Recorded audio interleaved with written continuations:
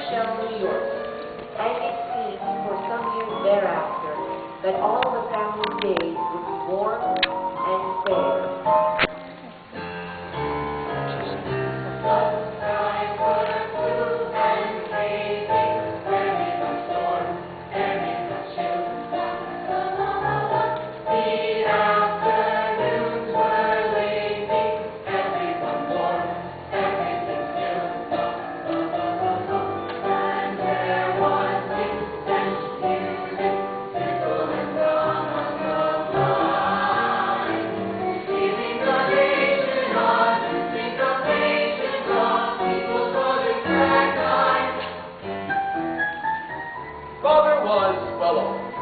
Very well off.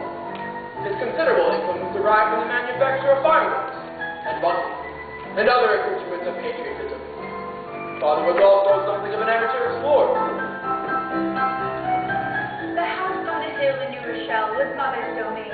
She took pleasure in making it comfortable for the men of her family, and often told herself how protected and provided for she was by her husband.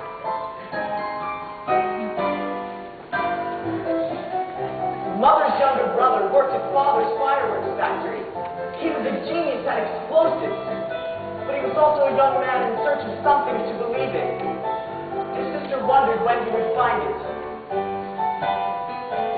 Grandfather had been a professor of Greek and Latin, now retired and living with his daughter and her family.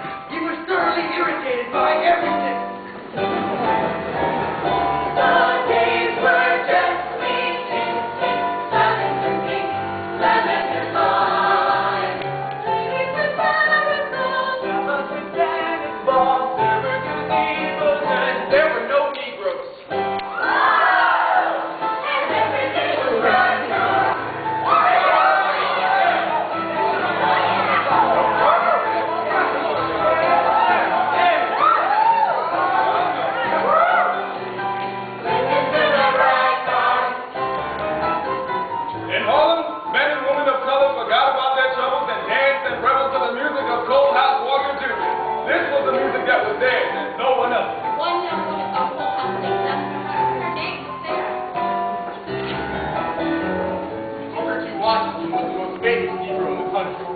He counseled friendship between the races and spoke of the promise of the future. He had no patience with the Negroes who lived less than exemplary lives.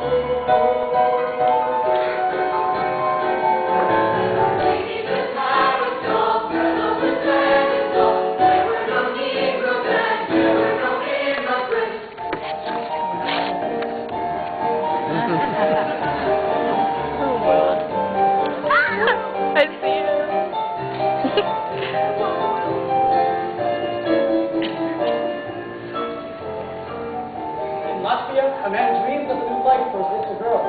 It would be a long journey, a terrible one. He was not closer as he had her mother. The little girl was all he had now. His name was Tati.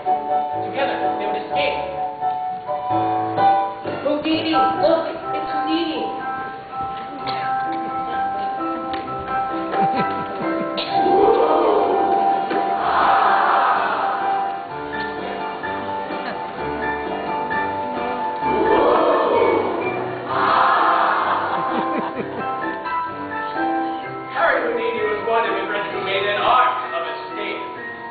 Headliner in the top vaudeville circus.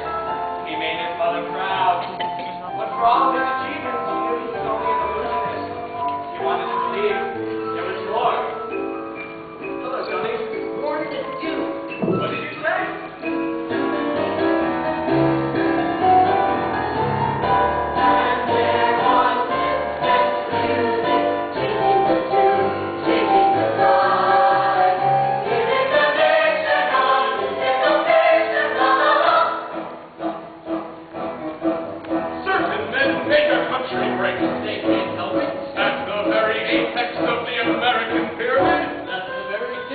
Like Sparrows reincarnate, stood J.P. Morgan and Henry Ford. All men aren't born equal, so the creek rises to the top. Let me at those sons of bitches! These men are the demons who are sucking your married souls dry. I hate them. Someone should arrest that woman. The radical anarchists fought against the ravages of American capitalism as she watched her fellow immigrants' hopes turn to despair on the Lower East Side. La la la la la la la la la. But America was watching another drama. Evelyn Nesbit was the most beautiful woman in America. If she wore her hair in curls, every woman wore her hair in curls. Her lover was the eminent architect, Stanford White, designer of the Pennsylvania Station on 33rd Street. Her husband, the eccentric millionaire, Harry K. Ball, was a violent man. At